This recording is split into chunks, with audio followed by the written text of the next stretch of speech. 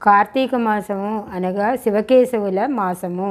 ఈ శివకేశవులను ఏ విధంగా మనం కొలుచుకుంటామో ఆ విధంగా తులసీమాతను కూడా మనము ఎన్నో రకాలుగా లక్ష్మీమాత రూపంతో కొలుస్తాము.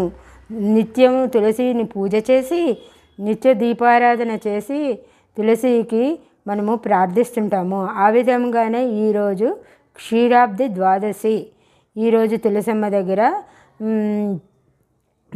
ఉసిరిక దీపము 5 కానీ 7 కానీ 9 కానీ పెట్టుకొని మనం రకరకాలైన పువ్వులతోనూ నైవేద్యాలతోనూ ప్రార్థిస్తాము.